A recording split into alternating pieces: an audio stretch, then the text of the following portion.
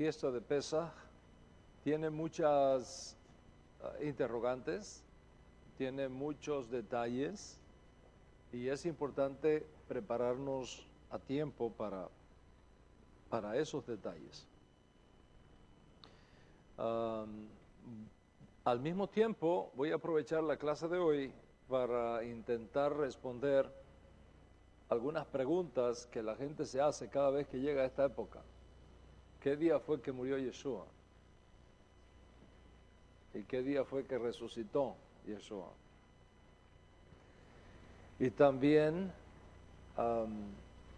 ¿cómo explicamos que si el Cordero Pascual, la cena de Pesaj, el Seder de Pesaj, se tuvo la noche cuando él fue enterrado? ¿Cómo se explica que él comiera el Cordero Pascual un día antes?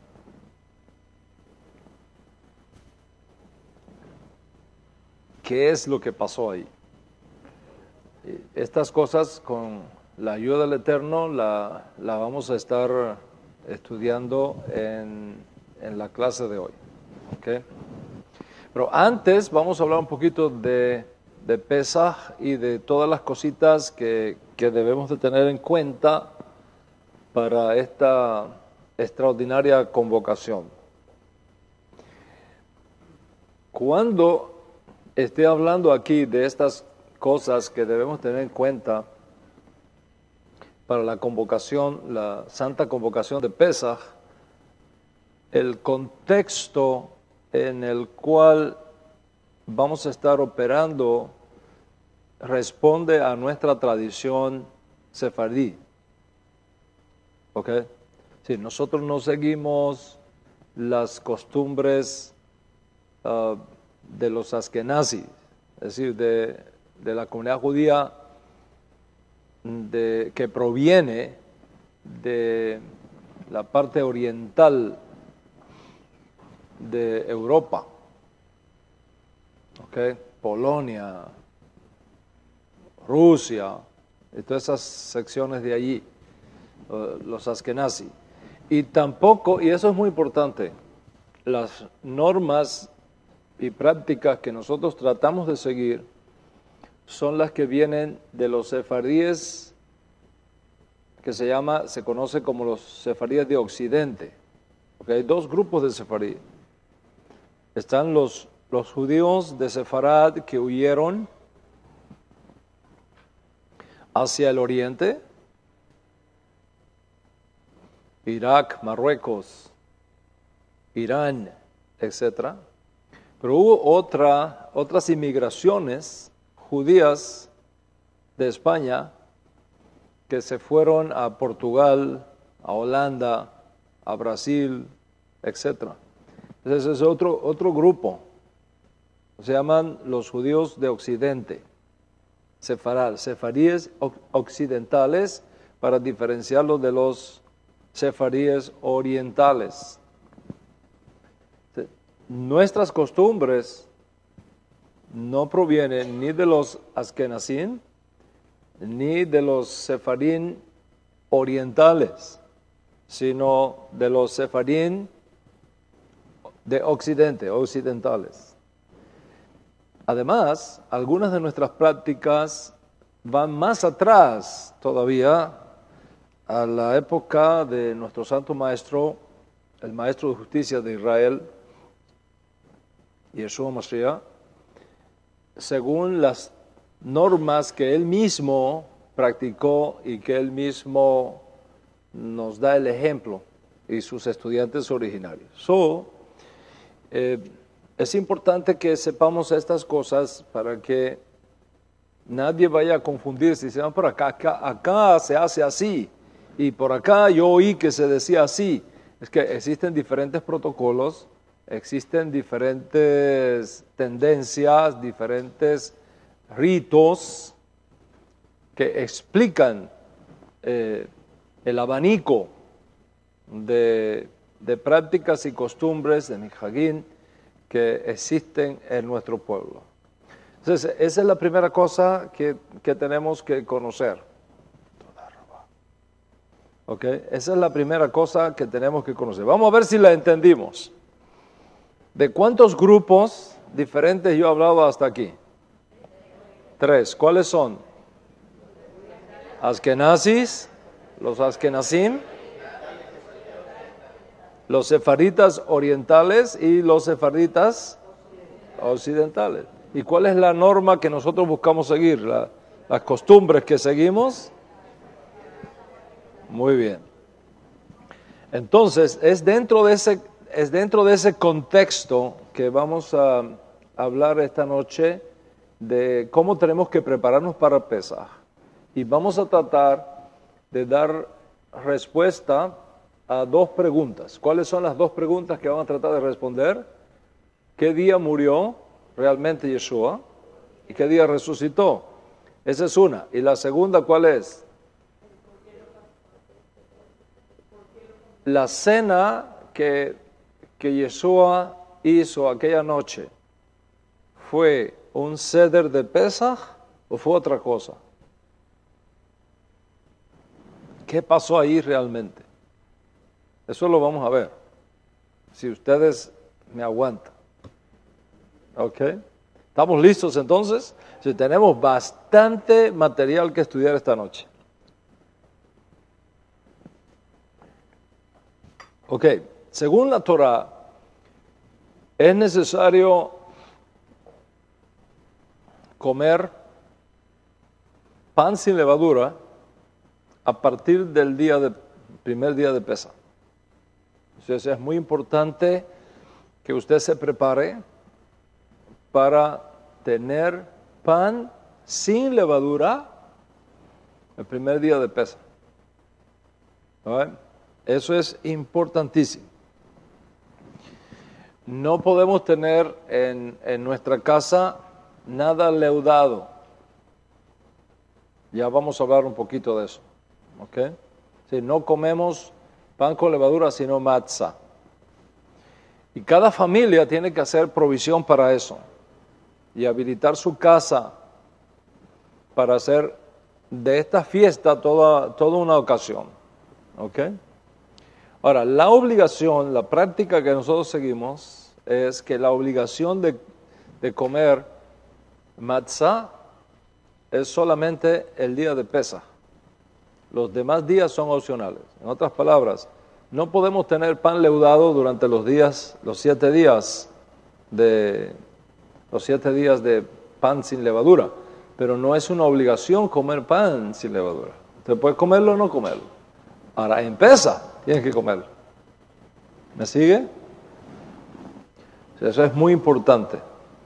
Entonces, hay que poner encima de la mesa, de cada mesa donde esté un grupo para santificar Pesaj, una bandeja, una keara, donde tiene que haber una copa de vino que se va a llenar en 4 ocasiones diferentes para cada comensal, para cada persona que asista. Nadie puede asistir, y esta es la regla, nadie puede asistir a un seder de Pesaj, a una cena pascual, sin haberse anotado antes. Eso es una regla de la Torah. Es muy importante. O sea, usted no puede ir a casa de un amigo la noche de Pesaj y decir, vine a hacer Pesaj contigo. No puede hacer eso. Porque cada comida que se hace esa noche no puede quedar nada. Todo tiene que ser comido. ¿Ok? Eso es muy importante que no cometamos el error de pensar que podemos, con esa familiaridad que nosotros tenemos a veces, de ir a casa de un amigo sin avisarle y decir, vine porque voy a hacer Pesaj contigo aquí esta noche. No puedes hacerlo. Tiene que registrarse, cada uno tiene que registrarse en la casa donde va a estar. Si fuese una cena comunitaria, entonces es igual, hay que anotarse. ¿Okay? Si usted no se anota y no se prepara comida para usted, usted no puede venir, tiene que anotarse. Este año, con la bendición del Eterno, vamos a tener pesa aquí, pero tenemos limitaciones de espacio. Una vez que colocamos las mesas, el máximo de personas que podemos ubicar aquí son 150. Entonces es muy importante que usted se anote a tiempo para que no se vaya a quedar fuera. ¿Okay? Eso es muy importante. Entonces hay que tener 4 copas de vino para cada comensal. Right? El tipo de matzah que nosotros procuramos usar es redonda. No tratamos de evitar por todos los medios la matzah hecha máquina, cuadrada, que viene en cajas, que son las más populares, dice matzo, y que ya están en las tiendas. Esas cuadradas, los sefaríes, tratamos de no comerlas. Especialmente nosotros que seguimos esta costumbre. Siempre buscamos que sea matzah redonda. ¿Ok? Matzah redonda. Así que no quiero ver a nadie con matzah cuadrada. A ver, ese de la maquinita que tiene hoyitos, evitémosla. Vamos a ser redonda. ¿Ok? La otra cosa es muy importante.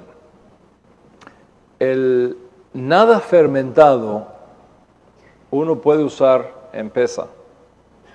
Nada fermentado uno puede usar en pesa. Esto incluye el vino. ¿Ok? Entonces, aquellos que están comenzando a incorporarse en la casa de Israel para este tiempo y que tal vez nunca han hecho un ser de pesa y están aprendiendo toda esta riqueza que forma parte de su herencia, es importante conocer algunos términos. All right? Es muy importante conocer algunos términos. El vino hay que ser bien cuidadoso con el vino, porque el vino puede contener hametz si está fermentado. Entonces no podemos tener nada que tiene hametz en nuestra mesa, en nuestra casa. Entonces hay un vino que se prepara, que se cocina. Es un vino que se cocina, se conoce como mebushal. Ustedes lo van a ver en la botella. Dice mebushal. Cuando ustedes vean esa palabrita, mebushal, en una botella de vino, significa que es vino cocinado. Es un vino tradicional, por ejemplo, el Manishewi, que es una marca muy típica acá en Estados Unidos. El Manishewi, casi todo Manishewi para pesa es mebushal. Y nosotros, los sefaríes, no usamos mebushal.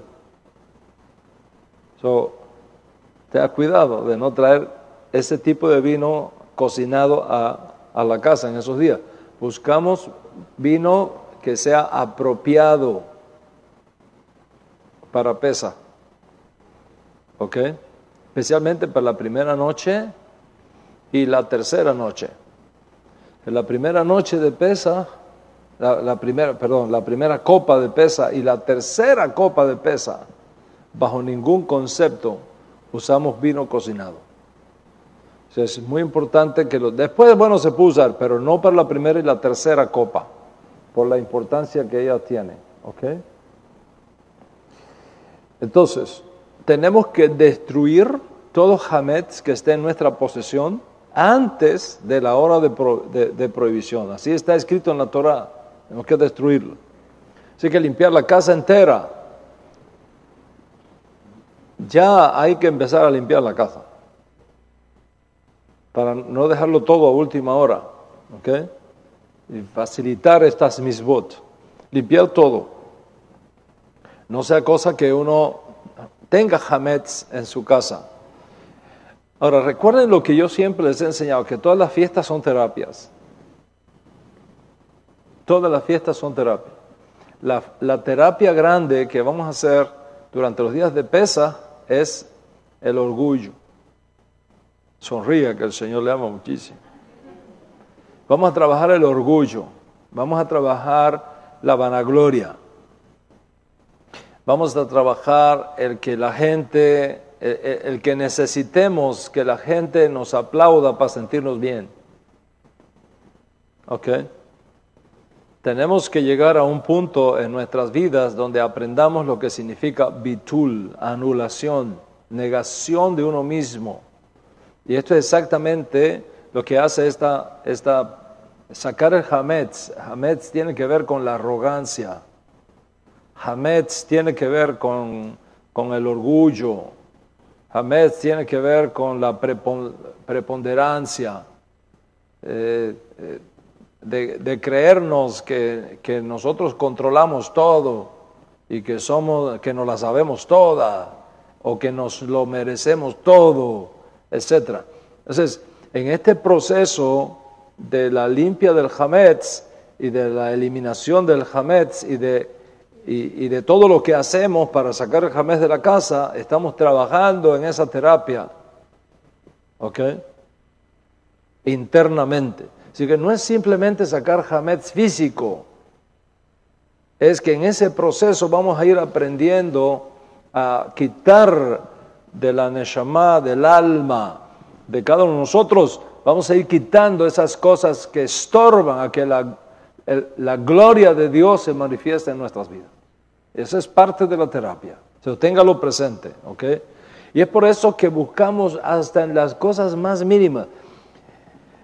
Dicen los sabios de nuestro pueblo que hasta en los libros que usamos mucho durante la semana hay que revisar, porque a veces uno se pone a comer pan estudiando, ¿right?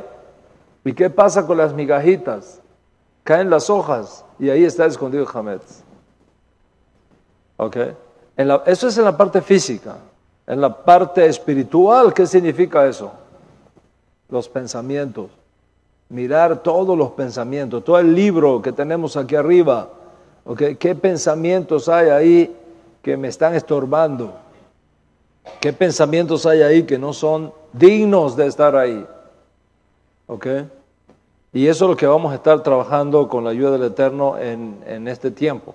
Los asientos de la casa, ¿saben que a veces los muchachos meten cosas en la parte de atrás de los asientos? Hay que sacar en los coches, en los automóviles, a veces el coche se vuelve tu segundo comedor. Yo sé que eso no pasa aquí, pero en algunos lugares el coche se vuelve el desayuno, la cena, la oficina, cuántas cosas no hacemos. Y ahí van cayendo migajas y migajas. Hoy yo tuve que llevar el coche a lavar y oiga, lo que le sacaron, yo no sabía que eso tenía tanta cosa allá adentro. Pero ahí estaba.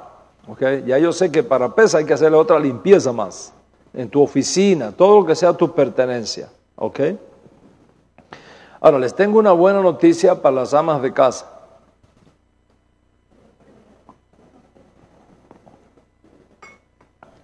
En Israel, miren esto, en Israel, usted va a Israel y en Pesaj es una semana, son 8 días de vacaciones. El gobierno cierra, todo cierra. Israel todo cierra. Durante Pesaj, la gente se va de vacaciones, son 8 días de vacaciones que tenemos en Israel. Y la gente se va de sus casas a los campos, a hacer camping, por ahí se van. A los hoteles, se van a los hoteles por esos 8 días. ¿Y por qué los que pueden hacerlo se van? Porque hay una regla que dice que si tú piensas viajar fuera de tu casa por más de 30 días, antes de Pesaj, no tienes que limpiar tu propiedad.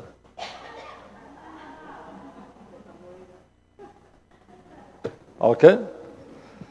Entonces, si uno viaja antes de 30 días y no piensas volver a tu casa para Pesaj, no tienes que hacer toda esa limpieza. ¿Ok? Pero si piensas volver antes de Pesaj, entonces tienes que hacer la limpieza. ¿Ok? Espero que no se me vayan de vacaciones todo el mundo ahora. por lo que acabo de decir. ¿Ok?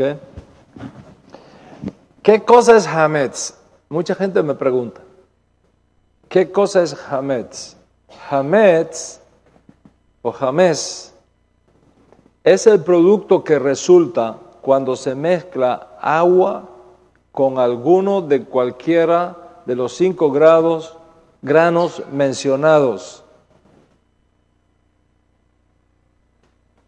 ¿Ok? Eso es muy importante. ¿Ok?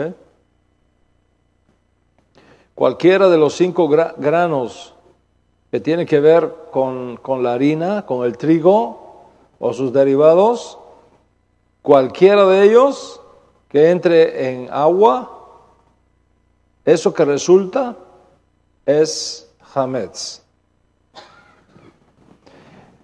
Con agua. Pero si tú mezclas esos granos con algo que no sea agua, entonces, por ejemplo, jugo de manzana no se considera hametz. Eso quiere decir que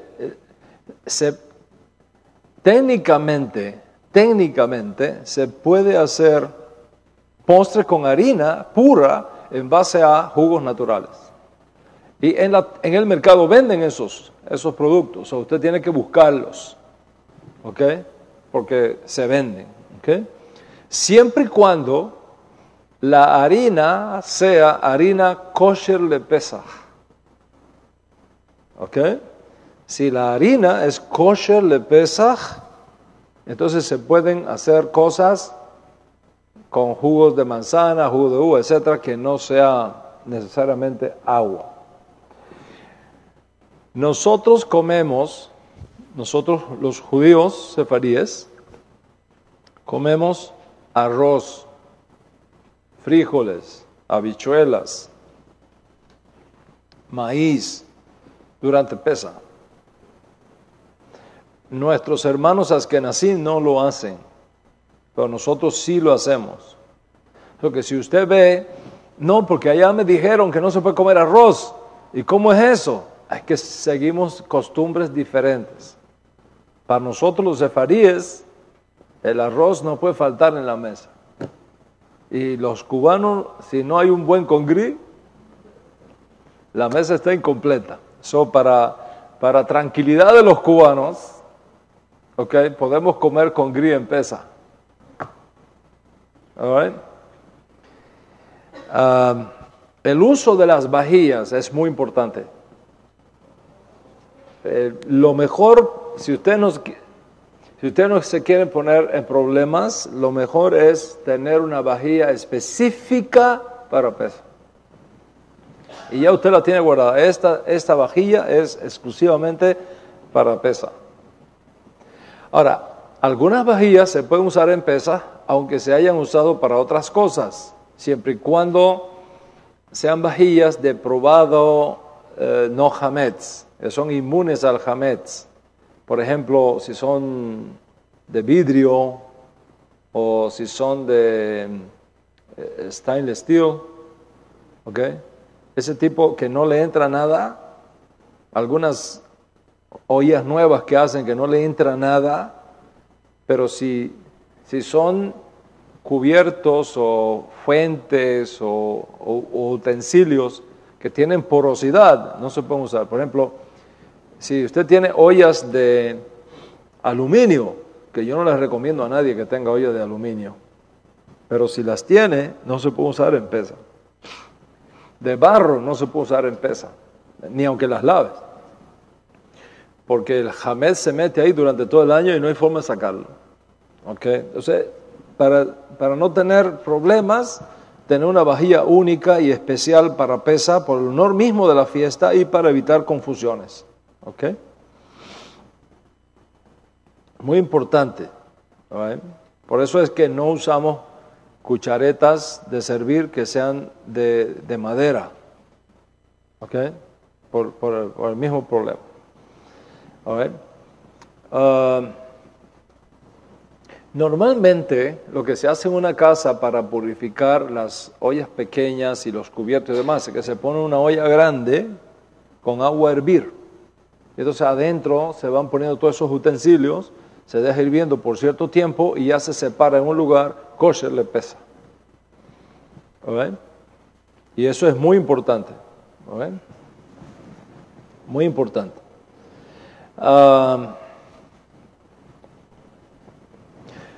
Para uno santificar esta fiesta, como cualquier otra fiesta de la Torah, hay 3 ingredientes éticos que uno debe tener. Número 1, tenemos que hacerlo con mucha alegría. Esa es la primera cosa, que haya un ambiente de alegría, un ambiente festivo. Eso es muy importante, ponerle esa fuerza del alma, esa alegría. Ser creativos. No adornar siempre de la misma manera, no hacer las cosas siempre el protocolo de la misma manera, sino que hoy voy a poner una flor, después hacer creativos en el proceso. Y tercero, conocer tanto como sea posible la festividad para disfrutarla al máximo. Entonces, tengan siempre presente esas 3 cosas. Primero, conocimiento lo más que podamos de la festividad. Segundo, hacerlo con creatividad. Y tercero, hacerlo con mucha alegría. ¿Cuáles son las 3 cosas? A ver, ¿qué hay que tener presente? ¿Cuáles son? ¿Cuáles? Creatividad, conocimiento y ¿qué más? Y alegría. ¿Ok? Alegría. ¿Ok?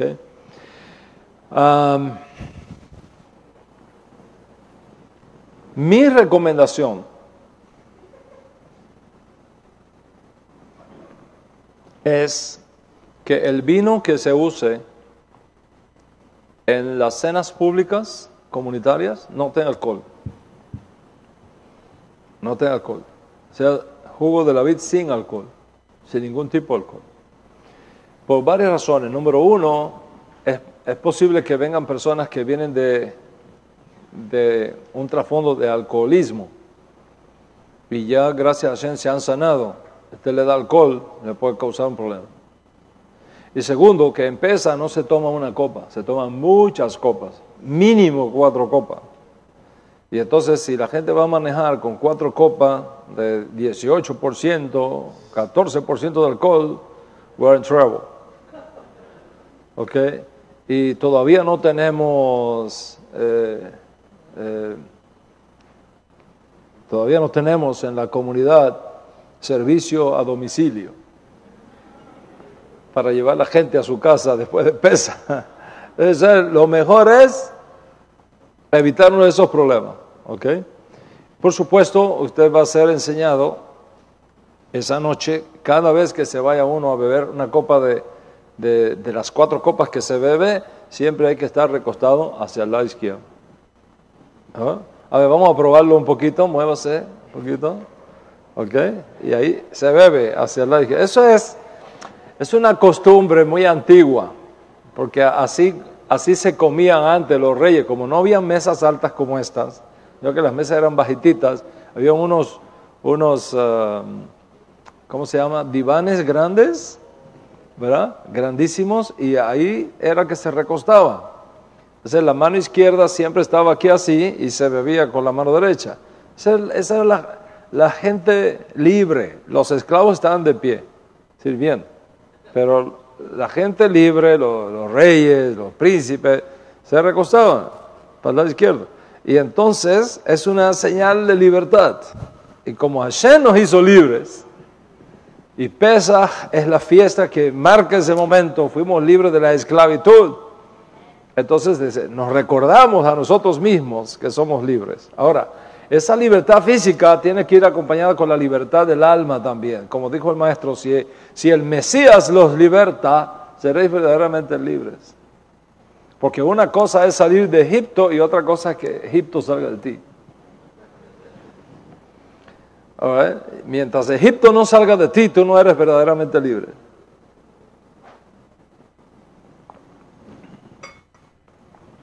Esas son cositas que hay que tenerlas en cuenta.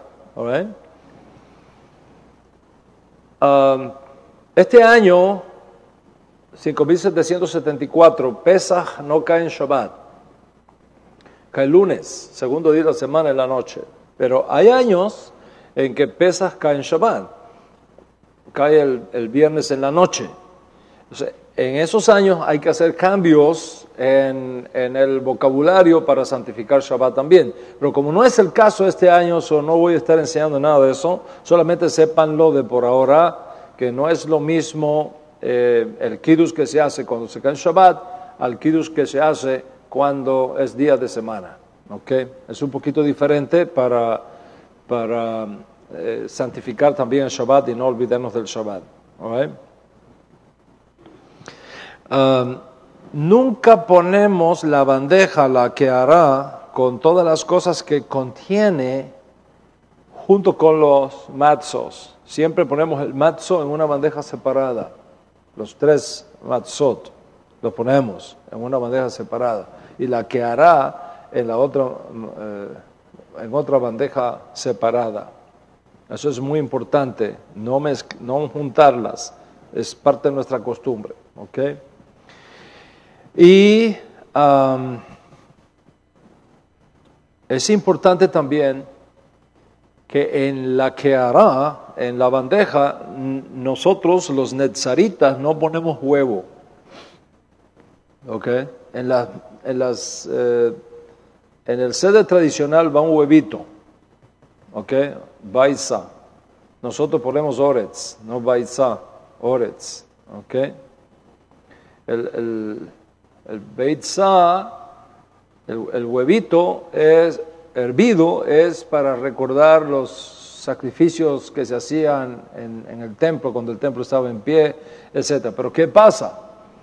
Que ese huevito, la gente lo confunde con el huevo de Easter, del huevo del conejo, que todo el mundo anda buscando huevo. Dice, yo no sé a quién se le ocurrió, le dice usted, un conejo con huevo. Huevo de conejo, eso no existe. No existe, pero mire cómo están las cosas. Entonces, para que nadie vaya a pensar que nosotros sacamos un huevo de conejo y lo estamos usando acá, usamos oretz, hervido, arroz hervido, para recordar ese evento. Arroz. ¿Ok? Ahora, hay que tener cuidado en la fiesta de Pesaj porque hay varios días festivos. ¿Ok? El primer día de Pesaj es festivo, el segundo día de Pesaj es Yom Tov, porque es un día de gran solemnidad, es como un Shabbat, solo que se puede cocinar. ¿Ok? De hecho, una vez que se concluye ese día, que es el primer día sin panes sin levadura, ese día se comienza a hacer la cuenta del Omer, right? Y después el último día de Pesaj. Entre el primer día, entre ese Yom Tov y el último día de Pesaj, que es Santa Convocación también, están lo que se conoce los Hol HaMoed, los días intermedios. ¿Okay? Y en esos días intermedios está permitido trabajar, aunque uno debe de tratar de hacerlo light, ¿okay? No envolverse mucho, pero está permitido trabajar en Hol Moed, está permitido viajar en Hol Moed, etc. All right? Sin embargo, uno debe de, por lo máximo que uno pueda, mantener todos los días en esta terapia de la que hemos estado hablando a un principio. All right? En el caso de los Bnei Abraham, voy a explicar aquí, en el caso de los Bnei Abraham, una de las diferencias entre un Yehudí y un Bnei Abraham, ahora lo voy a explicar con más claridad, aunque el Moré Yosef estuvo hablando de estos días aquí, israelitas, judíos, todo ese tema, voy a recordar un poquito.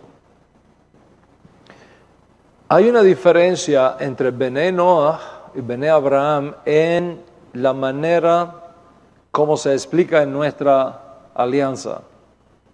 ¿Ok?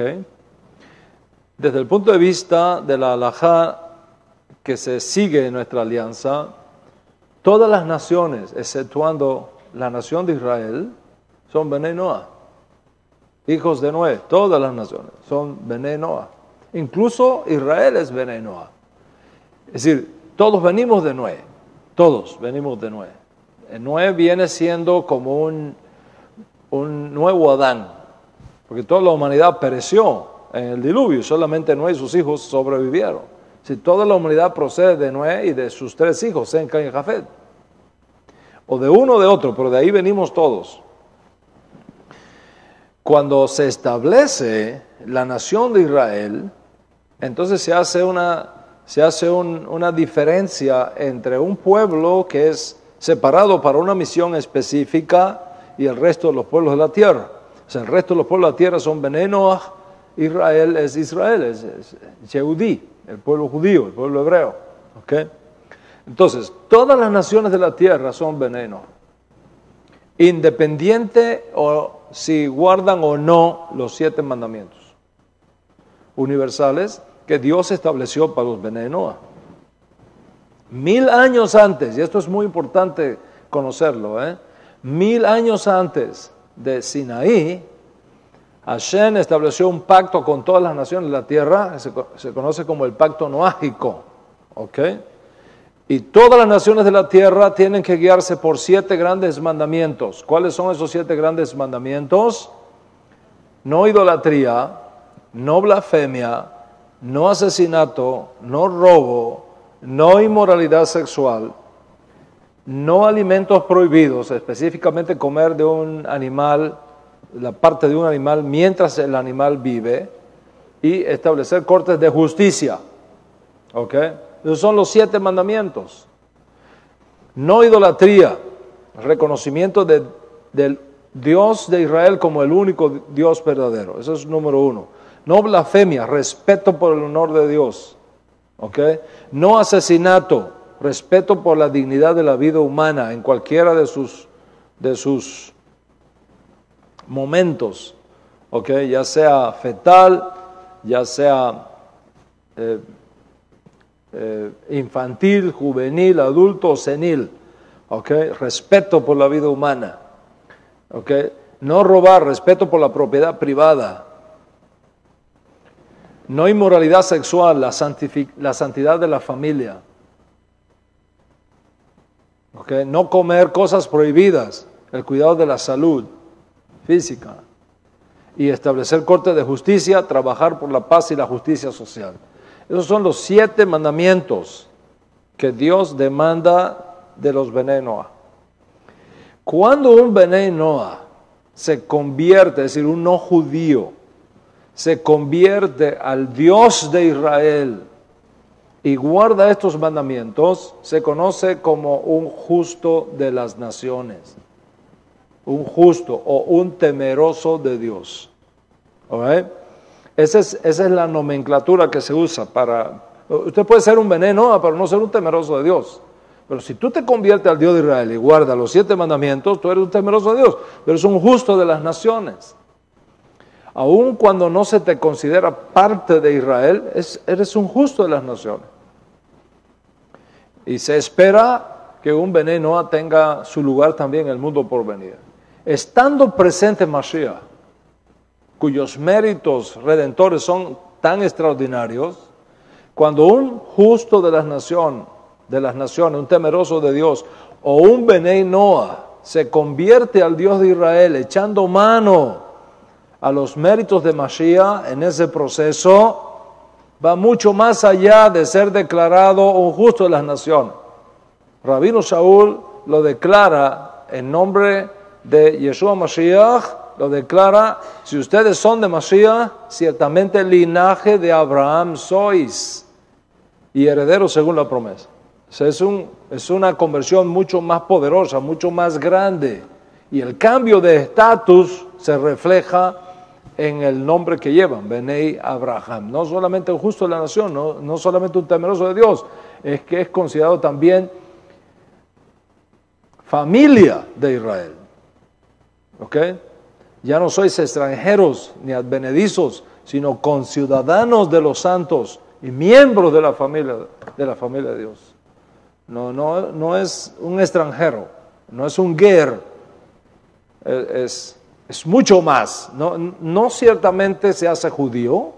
Eso es una decisión que cada cual tiene que hacerla después, si está en su corazón. Pero sí recibe ese estatus.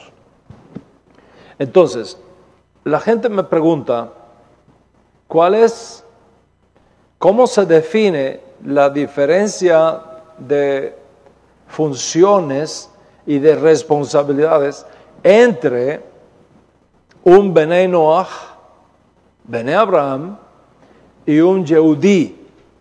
La forma más fácil, para hacérselo bien fácil a todos, es esta.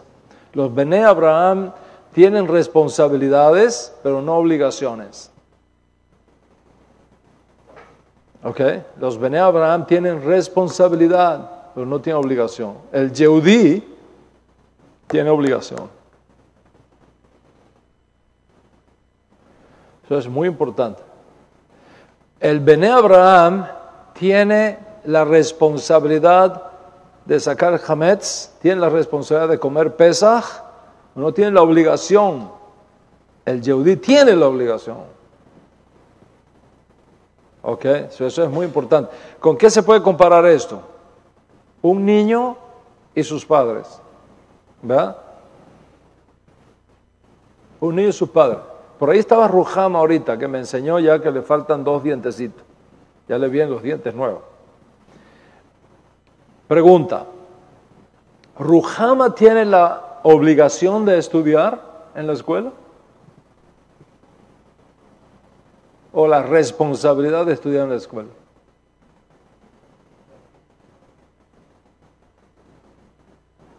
¿Qué piensa? La niña tiene 6 años. ¿Tiene responsabilidad de estudiar o tiene obligación de estudiar?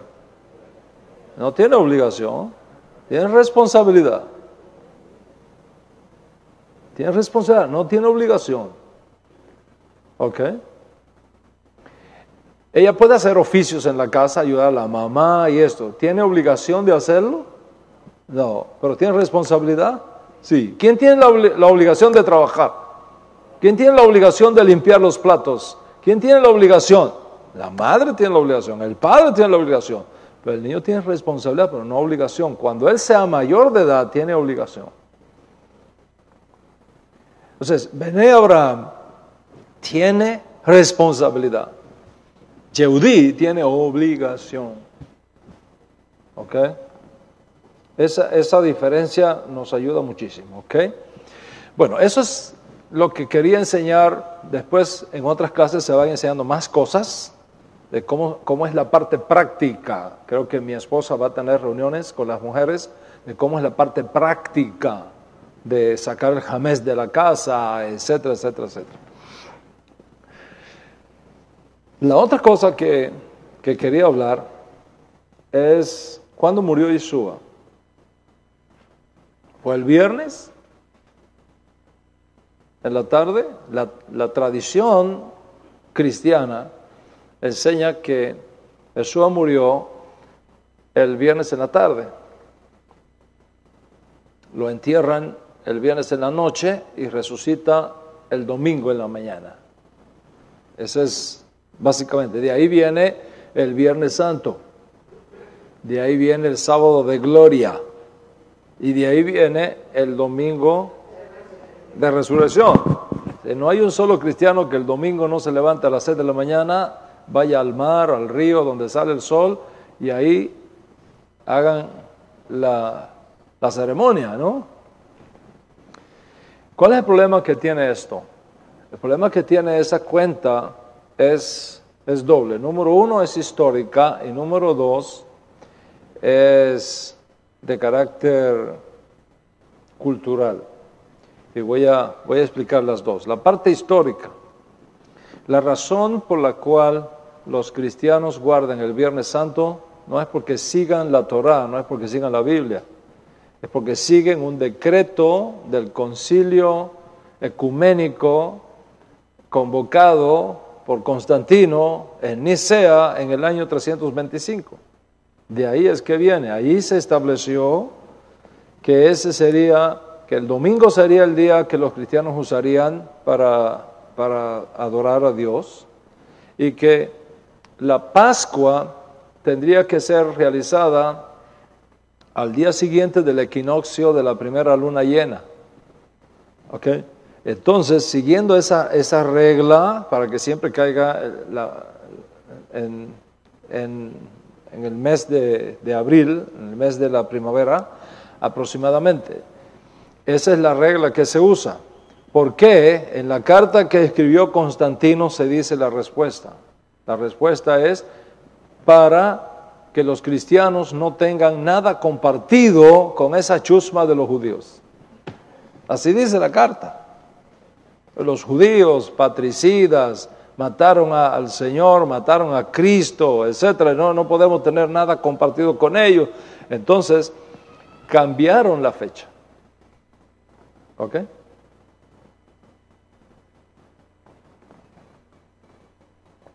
Cambiaron la fecha. Esa es la razón histórica. En otras palabras, este año, por ejemplo, usted verá que la famosa Semana Santa de la iglesia no coincide con Pesaj. Este año a veces coincide, este año no coincide. ¿Por qué? Porque si los cristianos siguen a un judío, tienen la Biblia judía, tienen los apóstoles todos que son judíos, ¿por qué razón cambiaron? ¿Por qué cambiaron? Es un problema histórico. No hay nada, es un problema de carácter histórico. Cuando uno nace en una cultura así, uno recibe todos esos valores pasivamente.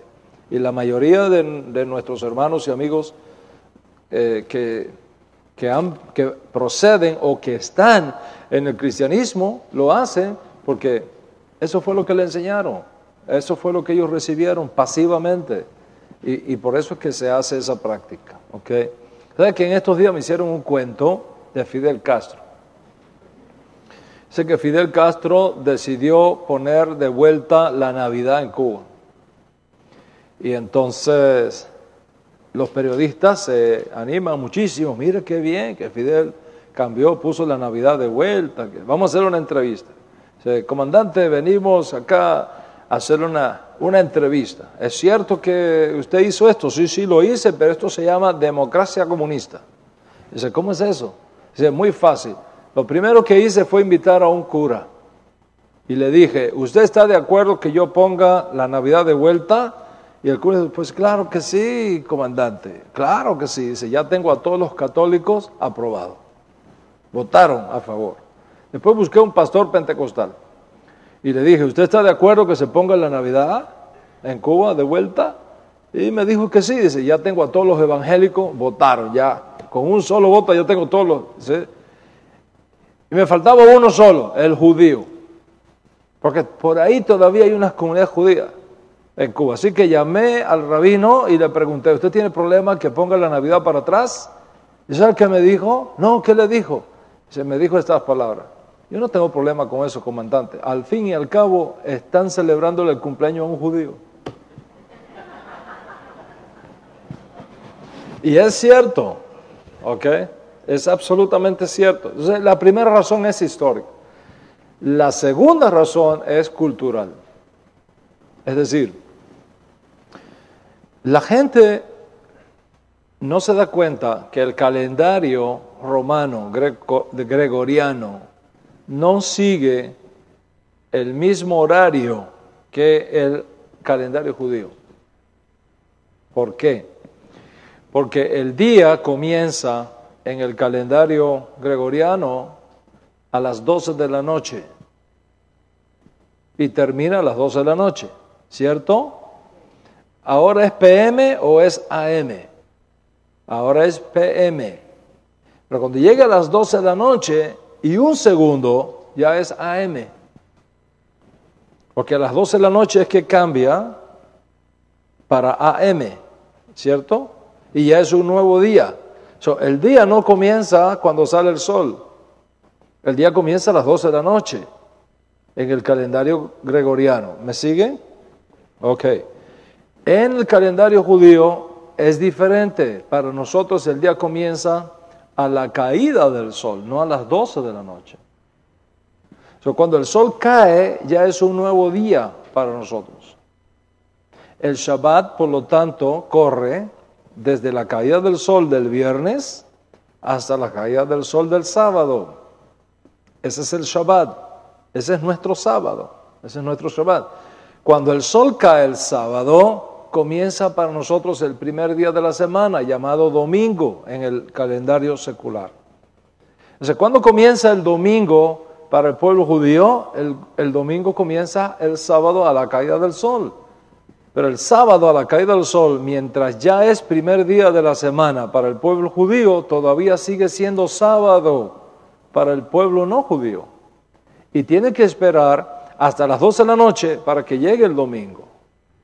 O sea, hasta las 12 de la noche es sábado. ¿Me sigue? O sea, hay 6 horas de diferencia entre uno y el otro. Mientras que cuando llega el primer día de la semana para el cristiano, a las 12 y 1 de la madrugada, ya hace 6 horas que los judíos estamos en el primer día de la semana. La Biblia es un libro judío. Cuando dice que Yeshua resucitó el primer día de la semana, ¿cómo lo vas a interpretar? ¿Con una mente gregoriana o con una mente judía?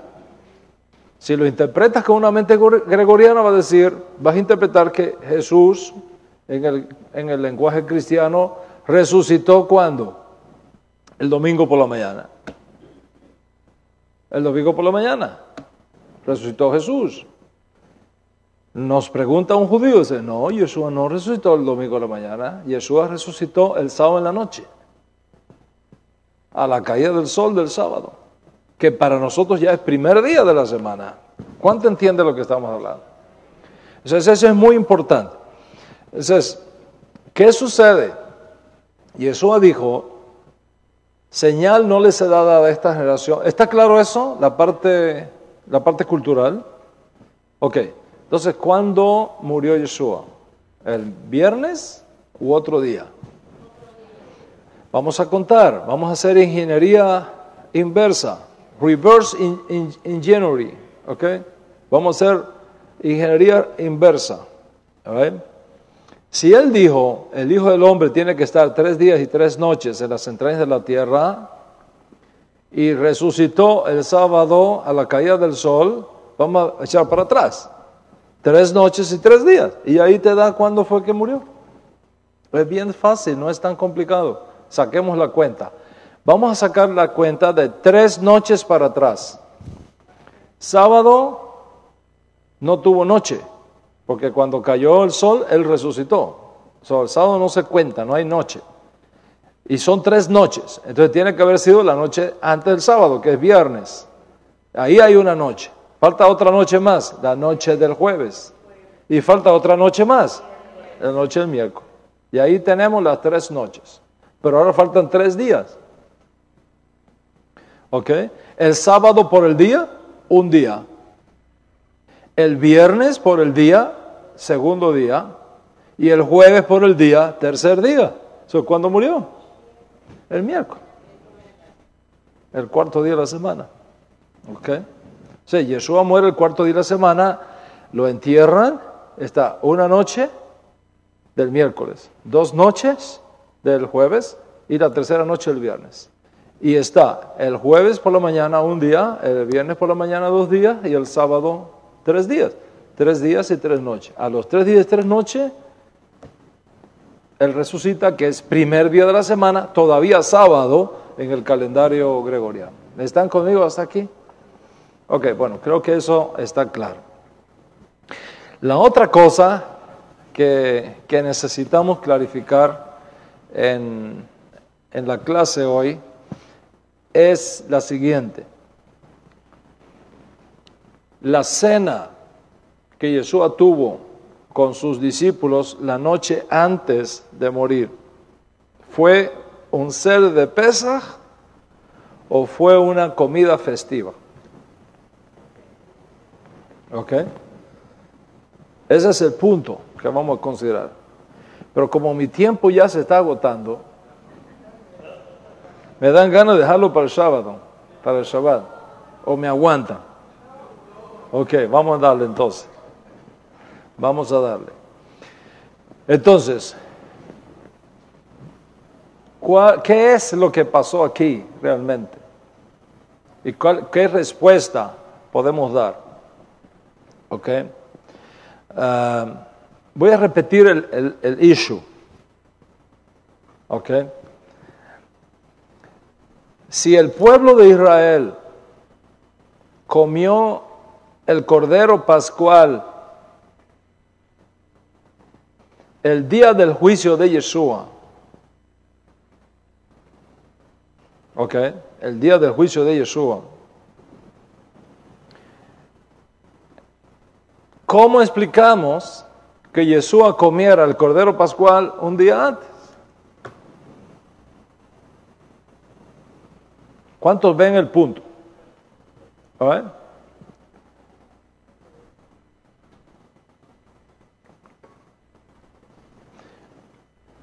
¿Y cuáles son los problemas que esto presenta? ¿Y cómo se soluciona este problema? La primera cosa que tenemos que decir tiene que ver con la honestidad académica. Nosotros no tenemos en este momento suficiente información para saber cómo realmente se santificaba Pesaj en los días de Yeshua. No tenemos suficiente información. ¿Cuáles son las fuentes de información que tenemos? Tenemos el Código Real, que nos da bastante información de cómo eran las cosas. Tenemos la literatura rabínica,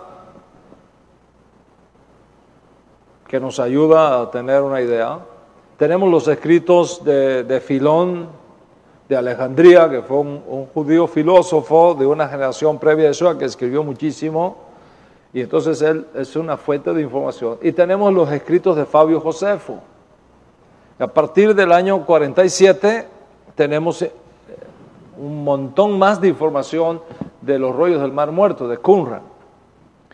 Pero cuando juntamos toda esa información, ya sea del Código Real, como la literatura rabínica, como los escritos de Fabio Josefo, como los escritos de Filón, como los documentos de Qumran y los rollos del Mar Muerto, no hay suficiente información en esas fuentes para saber con lujo de detalle cómo era que se santificaba Pesaj en los días de Yeshua. Okay. No podemos saber cómo nuestro pueblo judío celebraba Pesaj en el tiempo de Yeshua. Entonces estamos esperando que la arqueología venga en nuestro auxilio para que podamos tener plena conciencia de cómo eran las cosas en los días de Yeshua. La otra cosa que uno tiene que ser honesto académicamente, no solamente reconocer que eso es un problema, porque nos separan 2000 años de aquellos eventos, sino que lo que nosotros tenemos hoy, el Seder de Pesaj, la Agadá de Pesaj, que nosotros tenemos hoy, con todas sus oraciones, bendiciones, liturgias, cantos, himnos, definitivamente no era lo que había en los días de Yeshua. Eso es un proceso que ha venido enriqueciéndose con los años y la mayoría de las cosas vienen de la Edad Media para acá. Algunas cosas son de la época del primer templo y del segundo templo. Nosotros sabemos algunas cosas básicas. ¿Cuáles son las cosas que sabemos y cuáles son las cosas que no sabemos? Las cosas que sabemos son las siguientes. Número 1, que de acuerdo a la Torá, 4 días antes de Pesaj había que separar el cordero. Eso lo sabemos, pues está escrito en la Torá. ¿Qué más sabemos? Que el día 14 de Aviv, entre las 2 tardes, había que sacrificar el cordero pascual. Y que no podía freírse, tenía que ser rostizado, tenía que ser asado completamente. Que tenía que comerse acompañado de hierbas amargas y pan sin levadura. Eso lo sabemos. el rabí Gamaliel, Hillel, padre o abuelo de Gamaliel, estableció el famoso sándwich, que dice lo siguiente: si usted empieza, no importa la edad que usted siga, si usted no come hierbas amargas y matzah, usted no ha hecho pesa. Esas cosas las sabemos, son básicas, son fundamentales. Sabemos también que se usaban 4 copas de vino en los días de Yeshua. El orden específico y el nombre que tenían, bueno, ahí hay algunas dudas, pero sabemos que se usaban esas cosas, las sabemos. ¿Cuáles son las cosas que no sabemos? El orden específico en que lo hacían. Esas cosas no las sabemos. Ahora, cuando llegamos al tema del Seder que tuvo Yeshua, la noche en que fue entregado, dice Rav Shaul, yo recibí lo que también les he enseñado, que la noche que él fue entregado, Yeshua tomó pan, tomó vino, todas esas cosas las sabemos. La pregunta es, ¿eso fue un Seder de Pesaj? ¿O eso fue una seudá festiva? Que son 2 cosas diferentes. ¿Por qué? Por lo siguiente. Los rabinos tenían la costumbre de terminar ciertas clases que daban a sus discípulos para el tiempo de Pesaj, y el día antes de Pesaj, que normalmente es un día de ayuno para los primogénitos, es un día de ayuno para los primogénitos, reemplazaban el ayuno del primogénito con la conclusión de una de estas clases que cerraba un ciclo de estudio, y entonces celebraban el hecho de haber concluido con una seudá festiva. Y en esa seudá festiva, como ya estaba Pesaj por delante, al otro día era Pesaj, y aunque halágicamente se puede comer leudado, ya normalmente ya no comían leudado. Entonces es posible, la pregunta es posible que lo que nosotros tenemos aquí es eso en el caso de Yeshua, o fue un Seder de Pesaj que él santificó el día antes de ser entregado? Los problemas que esto presenta, ¿cuáles son? Número 1, si todo Israel está santificando Pesaj esa noche, la noche que él muere, está santificando Pesaj, y Yeshua adelantó el Seder de Pesaj un día antes, estaría rompiendo la ley. Estaría haciendo algo contrario a la ley. Por otro lado, si la última cena de Yeshua fue un Seder en la primera noche de Pesaj, entonces los problemas se aumentan, porque significaría que el juicio y la crucifixión de Yeshua tuvieron lugar durante esa semana, que normalmente es una semana de vacaciones, tanto en aquella época como en esta época. Entonces, no se ve elegante ejecutar un juicio donde la pena máxima está en juego en medio de una celebración de este tipo. De hecho, en el Código Real nosotros tenemos ese dato, porque dice, no hagamos esto durante la fiesta. No hagamos esto durante la fiesta. Entonces, ¿cómo es el tiempo? ¿Qué pasó realmente aquí? ¿Right? Repito, si Yeshua santificó Pesaj un día antes, eso habría sido visto como una ruptura de la ley de Pesaj. Y eso le hubiera causado serios problemas en sus reclamos mesiánicos. ¿Cuántos están conmigo hasta aquí? Vemos el problema que hay aquí. All right. Vamos a ver cómo se soluciona esto. Vamos a ir a las fuentes que tenemos. Yohanan capítulo 13, verso 1. Yohanan capítulo 13, verso 1, en el Código Real. ¿Ok? Yohanan capítulo 13, verso 1. Vamos a ver qué dice aquí. Dice lo siguiente. Antes de la fiesta de Pesaj, ¿dónde nos ubica? Antes de la fiesta de Pesaj, right? Antes de la fiesta de Pesaj. Sabiendo Yeshua que sus minutos estaban llegando para que pasara de este mundo al Padre, habiendo amado a los suyos que estaban en el mundo, estuvo cuidando de ellos hasta el momento final. Y durante el Seder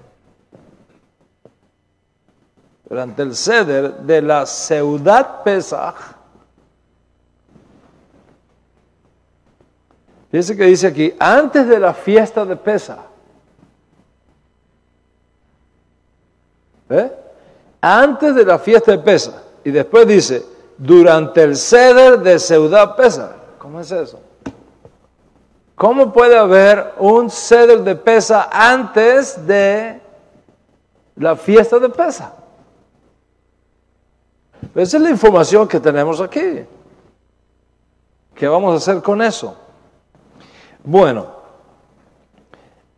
seguimos leyendo todo ese dato que está ahí. Él le lava los pies a sus discípulos y entonces dice,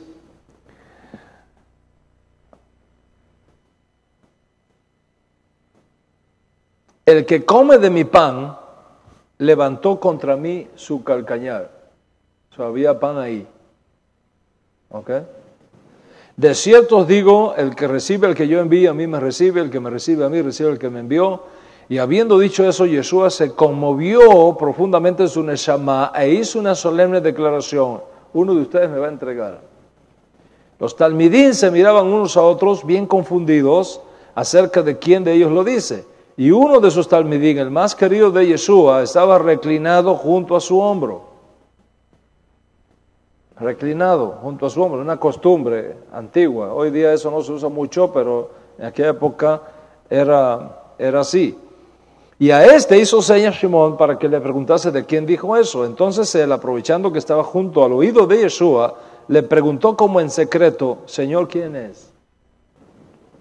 Entonces él, aprovechando que estaba junto al oído de Yeshua, le preguntó como en secreto, ¿a quién es? Yeshua respondió en privado, es aquel a quien yo preparé el bocado y diere el maror sumergido en jarrosel.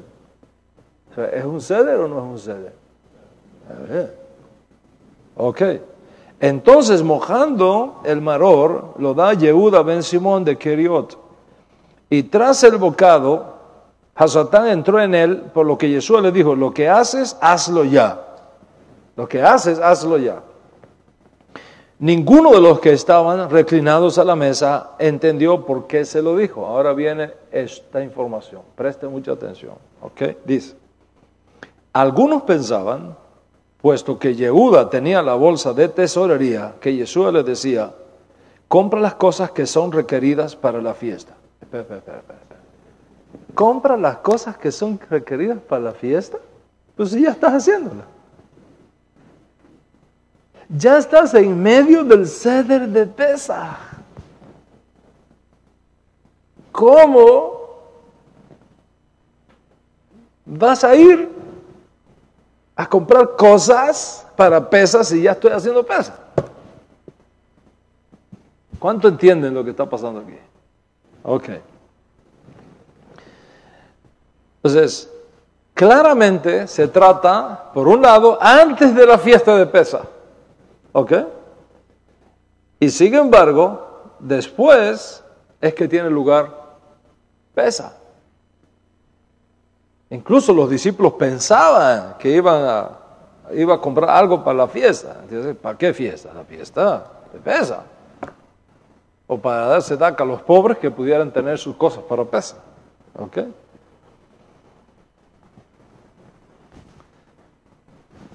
Entonces, estas son las cosas que nosotros tenemos que entender.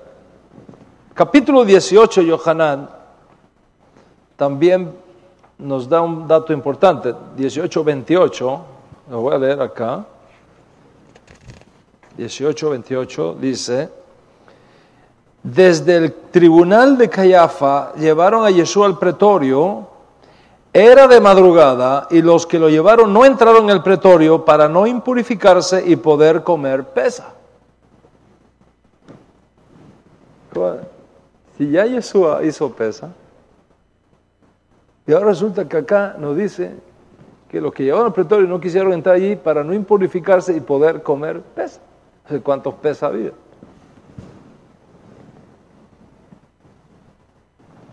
¿Ok?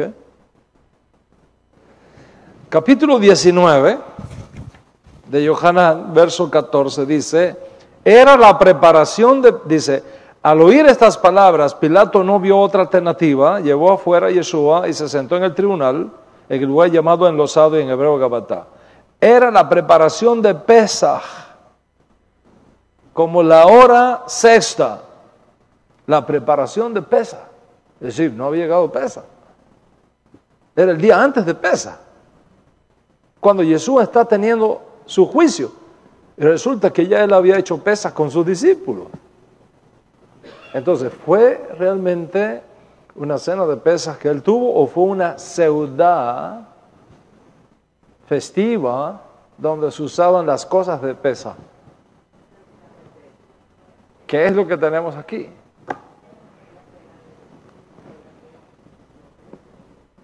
¿Ok? Era el día de preparación para que, aquí lo dice, el capítulo 19, verso 31. Entonces, ya Yeshua muere, porque dice, luego Yeshua tocó el vinagre con sus labios, dijo, consumado es, y habiendo inclinado la cabeza, entregó el Espíritu. Right? Pero el verso 31 dice, Yohanan 19:31, dice, entonces los Yehudim, los judíos, por cuanto era la preparación de Pesa, por cuanto era la preparación para que los cuerpos quedaran colgados en Yom Tov, no quedaran colgados en Yom Tov, porque aquel Yom Tov era de gran solemnidad, rogaron a Pilato que le fuesen quebradas las piernas y fuesen colgados, descolgados. Día de preparación, así que cuando Yeshua muere, y en unos minutos, minutos más tarde lo van a bajar del madero y lo van a enterrar, era día de preparación. Y resulta que ya Yeshua había hecho el ser de Pesaj con sus discípulos, como ya lo vimos, lo hemos visto antes. O sea, el día de preparación para la Pascua era la tarde de Nisan 3 hasta la noche del 14 de Nisan. O sea, Yeshua muere miércoles a las 3 de la tarde. Pero ese día era día de preparación. Y el día antes, en la noche, él había comido la cena con sus discípulos. Esa cena, ¿qué fue? ¿Un seder o no fue un seder? Con toda la información que tenemos hasta aquí, vamos a hacer una votación en Benedición. ¿Cuántos están de acuerdo que Yeshua, la noche que tuvo con sus discípulos antes de ser entregado, fue un seder de Pesaj? Nadie se atreve ahora, ¿eh? Ok. ¿Cuántos creen que fue una cena festiva con sus discípulos que terminaron un tratado? ¿Cuántos están en duda? Que no sé cuál será. Ok.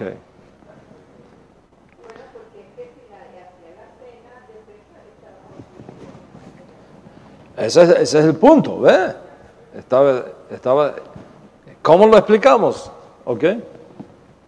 Éxodo 12:16. Vamos a ir allá. Éxodo 12:16. Dice, en el primer día tendréis santa convocación. Hablando de Pesaj. En el primer día tendréis santa convocación y en el séptimo día habrá santa convocación para ustedes. Ninguna obra se hará en ellos.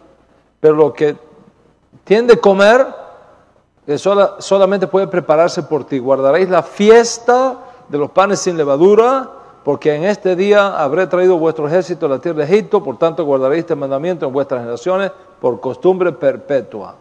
Es el día 14. Ese es el día 14 de Aviv. Ahora, Levítico 23:6 dice, el día 15 de Aviv, el día 15, el 14 es Pesaj, ¿ok?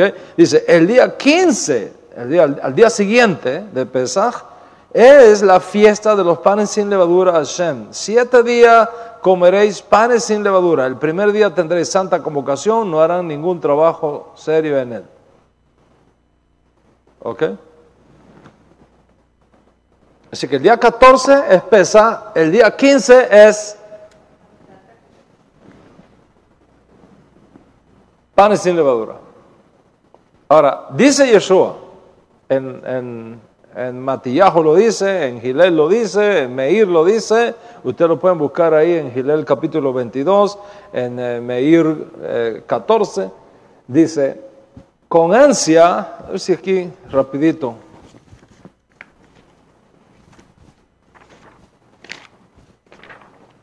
ok.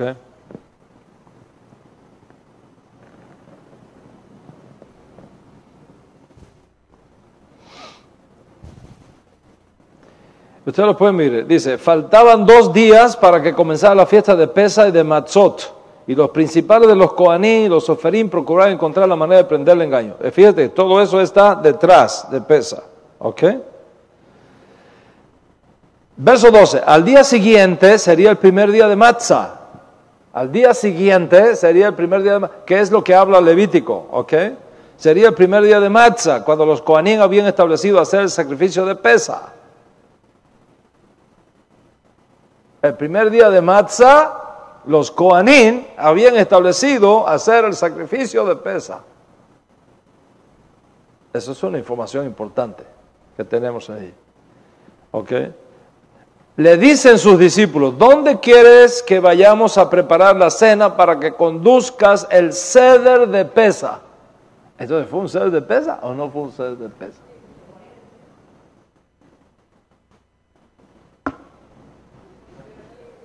¿Ok? Entonces escogió 2 talmidim, los envió con estas instrucciones. Id a Jerusalén, os saldrá al encuentro un hombre que lleva un cántaro de agua, síganlo. Y donde entre, díganle al Baal Habait, el Ribi dice, ¿dónde está mi cuarto donde dirija el ceder de Pesaj con mis discípulos? Y él os llevará a un segundo piso y les mostrará un gran comedor equipado y listo para el ceder. Preparen allí para nosotros. Y habiendo llegado la tarde de ese día, entra allí con los 12 y estando reclinados a la mesa, mientras comían, Yeshua dijo,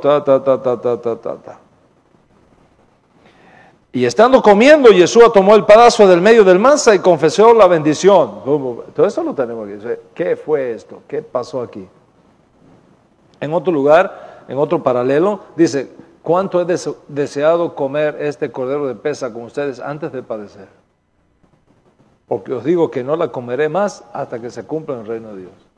Y de este vino de David no voy a beber más hasta que se cumpla. Entonces, ¿quería el ser de estar en el ser de Pesaj o no quería estar? Entonces, ¿comió cordero pascual o no lo comió? ¿Ok? ¿Cuál es la respuesta? ¿Ok? Ya sabemos el problema que hay. Yo creo que ya todo el mundo captó la situación anormal que tenemos aquí.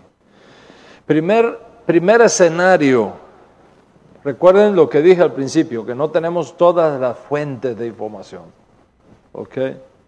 Y no podemos juzgar lo normativo de hoy día con lo que todavía no era normativo en los días de Yeshua. ¿Ok? Pero salvando esa situación, ¿cuál es el primer escenario que tenemos que colocar en la mesa para dar respuesta a esta pregunta? El primer escenario es el siguiente: la situación de disputa que había en los días de Yeshua entre los saduceos y los fariseos sobre qué día había que comerse el cordero pascual. Había una discusión. Los saduceos interpretaban de una manera y los fariseos interpretaban de otra manera. Eso es muy importante, ¿ok? Muy importante, porque dice aquí, como el día siguiente sería el primer día de Matzah, cuando los Kohanim habían establecido hacer el sacrificio de Pesaj. Así que habían dos escuelas de pensamiento que se disputaban muchas cosas. En este caso, entre los Perushim y los Saduquín, entre los saduceos y los fariseos, había disputa. ¿Cuál era la disputa? ¿Qué significa entre las dos tardes? Esa es la disputa que había. Ok, el Cordero Pascual es el día 14, dice, se sacrificará entre las dos tardes. Así dice Shemot. La pregunta es, y la pregunta que se hacía era, ¿qué significa entre las dos tardes? Los saduceos decían, hay que sacrificar el cordero, sacrificar, no comerlo. Una cosa es sacrificar y otra cosa es comerlo. Hay que sacrificar el cordero pascual, el Korban Pesaj, hay que sacrificarlo el día 13 de Aviv a las 3 de la tarde. ¿Ok? A las 3 de la tarde se sacrifica. Se prepara y se empieza a rostizar para que cuando llegue el 14 de Aviv, que es lo que dice la Torá, entonces podamos comerlo. Nosotros no podemos comer el Cordero Pascual el día 14 de Aviv. Esa es la posición de los sadoquín, de los saduceos. Nosotros no podemos comer el Cordero Pascual el día 14 si no lo sacrificamos el día 13 por obligación. Entonces tenemos que sacrificarlo el día 13 a las 3 de la tarde. Está 3 horas, 4 horas rostizándose. Y ya cuando llega la noche, que es 14, porque el día comienza a la caída del sol, ahí ya comemos el cordero el día 14, como manda la Torá. Los fariseos decían, ustedes están equivocados. Porque la Torá dice que hay que sacrificarlo el día 14 y ustedes lo están sacrificando el día 13. Hay que sacrificarlo el día 14, como dice la Torá. Sí, pero si se sacrifica el día 14 y después está 3 horas más rostizándolo, te lo vas a comer el 15. Dice, no importa que te lo comas el 15 si lo iniciaste el 14. De ahí estaban las dos escuelas. Resultado que en los días de Yeshua había gente que guardaba Pesaj según la cuenta de los saduceos y había gente que hacía Pesaj según la cuenta de los perushim. Había gente que hacía un seder el día 14 a la caída del sol y había la mayoría que hacía un seder el día 15 a la caída del sol. Había dos seder. Ese es un escenario. ¿Ok? Segundo escenario. Había una tradición que afirmaba que cuando uno se viera en la necesidad de realizar un viaje largo, podía adelantar un día a la celebración dentro de los 2 días establecidos por los saduceos y los fariseos. En otras palabras, si por alguna razón usted va a viajar, ya que los perushim dicen que se puede hacer el día 14 sacrificándole el 13 o el 14 sacrificándole y comiéndole el 15, debido a que tenemos esos 2 días en el evento que usted tenga que viajar y no puedes estar en uno, puedes hacerlo en el otro. Ese es otro elemento que tenemos en otro escenario que tenemos que tener en cuenta acá. All right? Recuerda, hoy día no es así, pero hoy día la halajá ya está definida con respecto a eso. En los días de Yeshua no estaba definida todavía. ¿Ok? Eso es muy importante. Las cosas, el judaísmo de hoy día no es el judaísmo de la época de Yeshua. Ha habido muchos cambios. ¿Ok? Entonces no podemos tomar lo que es normativo en el judaísmo, las prácticas normativas que se tienen hoy día y decir, en los días de Yeshua tenía que haber sido así. No necesariamente. ¿Ok? El otro escenario que tenemos aquí, durante la época de Yeshua, el calendario hebreo se determinaba tanto por cálculo como por observación visual de la media luna, de la luna, por los testigos. ¿Okay? Hoy día, exceptuando algunos en Israel que insisten que la luna nueva, Rosh Hodesh, hay que hacerlo visual, y si no es visual no vale, en los días de Yeshua definitivamente era por cálculo y por observación visual. ¿Cómo funcionaba eso? Le voy a explicar, de acuerdo con las fuentes que tenemos, cómo es que funcionaba.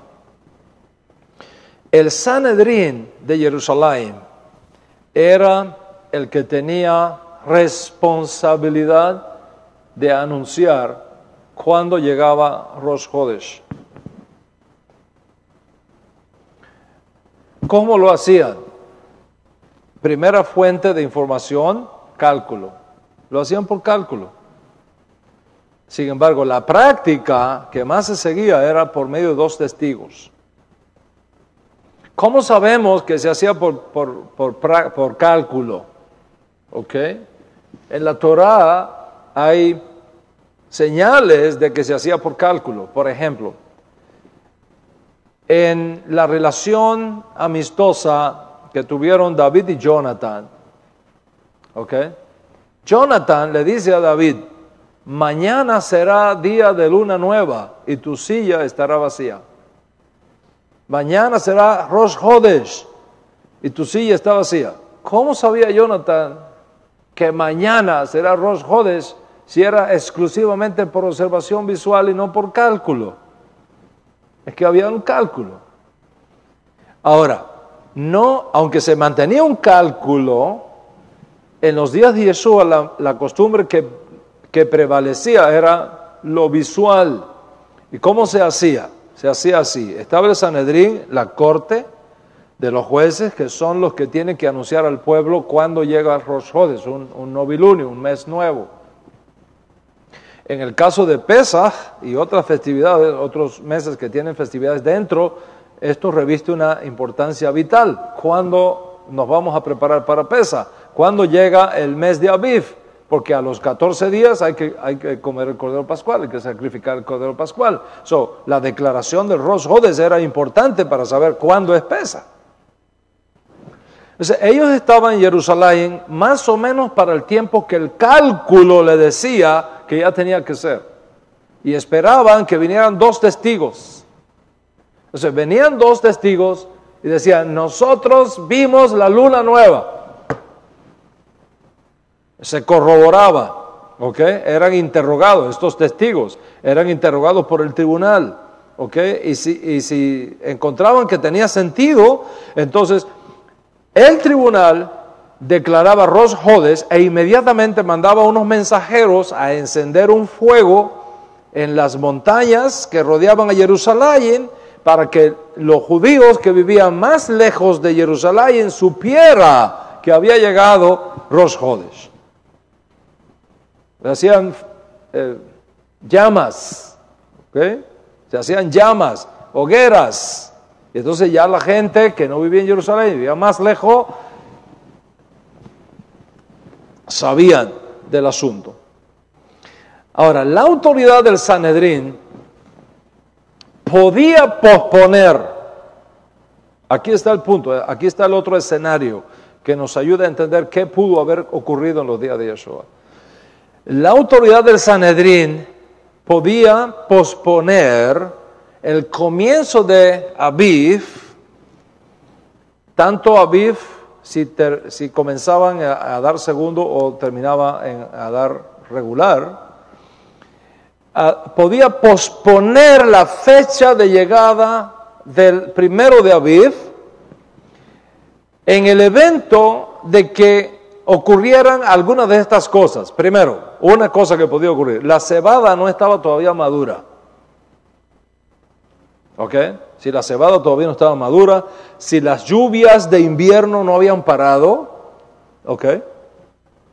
Porque eso causaba problemas de dificultad en el camino, ¿ok? La gente tenía que venir, recuerde que la gente tenía que venir a Jerusalén a santificar Pesaj, ¿ok? o si los corderos estaban indispuestos, o cualquier otra razón que hubiese hecho difícil mantener la Pascua, el Pesaj. Incluso podía darse el caso que hubiese problemas de información con los testigos. ¿Por qué?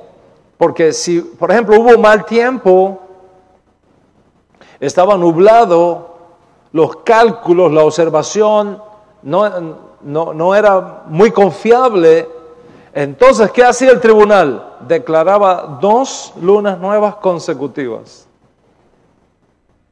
¿Ok? Declaraba 2 lunas nuevas consecutivas y consecuentemente 2 días de Pesaj.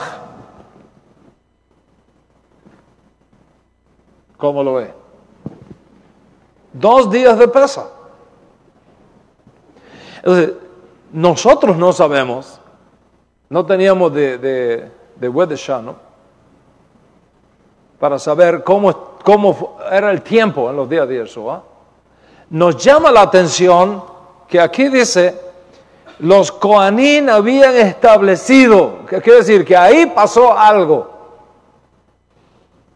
Ahí sucedió algo que llevó a los Coanín a establecer posiblemente 2 días de Pesaj, porque había confusión, tal vez las lluvias no habían terminado, tal vez no se habían abierto bien las espigas, y por lo tanto Aviv, la primavera, no había llegado, o no era muy confiable el testimonio de los testigos.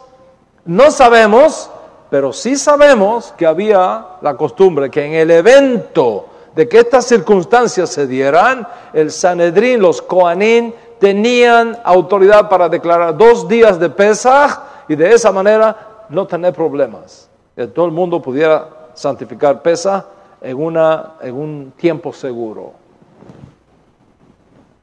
En mi opinión, esto último fue lo que pasó. Había en aquella época 2 días de Pesaj y Yeshua evidentemente seleccionó el primero, establecido por los propios Coanín, porque él sabía que el otro no iba a poderlo comer, porque él iba a morir al otro día. Cuando colocamos todo esto junto, llegamos a una conclusión. ¿Cuál es la conclusión? Que aunque los datos que nosotros tenemos en el Código Real, los datos que tenemos en la literatura rabínica, los datos que tenemos en Filón de Alejandría, los datos que tenemos en Josefo, los datos que tenemos hasta este momento, los reyes del muerto, etc., no son absolutamente contundentes para decirnos exactamente qué pasó. De una cosa sí podemos estar seguros: Yeshua jamás habría violado la ley de Moisés en algo tan sagrado como fue Pesaj. ¿Están conmigo hasta aquí? All right.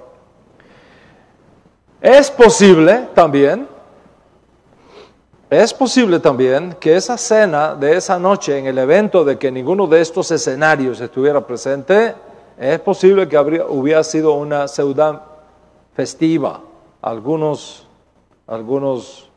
maestros de Israel creen que fue una ciudad festiva y se usaban muchos de los elementos de Pesaj, pero que no fue realmente un seder de Pesaj. Cuando nosotros confrontamos eso con la información gramatical, nivel Pashat, que tenemos en el Código Real, definitivamente Yeshua hizo Pesaj con sus discípulos. Y al hacerlo, no rompió en ningún momento la ley de Moisés.